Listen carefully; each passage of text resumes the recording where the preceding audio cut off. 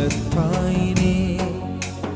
गुरुविक्रमाय गुह्यप्रवराय गुरवे गुणगुरवे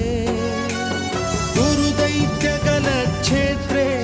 गुरुधर्मसदाराध्याय